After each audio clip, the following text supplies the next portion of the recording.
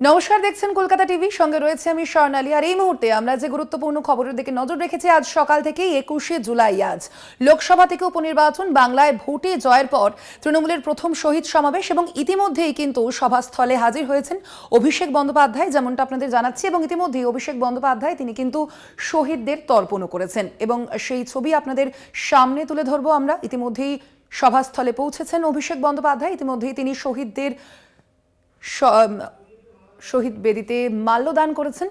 আপনারা সেই ছবি দেখছেন এবং তার পরবর্তীতেই তিনি সভাস্থলে যাচ্ছেন।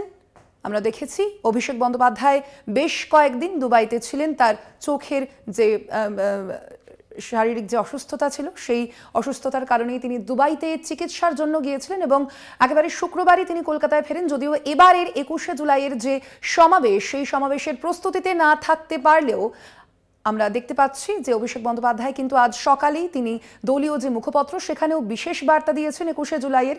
যেমনটা আমরা দেখে থাকি প্রত্যেক বছর তিনি একটি বিশেষ বার্তা দেন, সেই মতোই কিন্তু আজও তিনি একটি বিশেষ বার্তা দিয়েছেন এবং ইতিমধ্যেই সভাস্থলে পৌঁছে গিয়েছেন তৃণমূলের সর্বভারতীয় সাধারণ সম্পাদক অভিষেক বন্দ্যোপাধ্যায়। আপনারা দেখতে পাচ্ছেন সেই ছবি। সভাস্থলে পৌঁছে গিয়েছেন অভিষেক বন্দ্যোপাধ্যায়, তৃণমূলের সেকেন্ড ইন কমান্ড।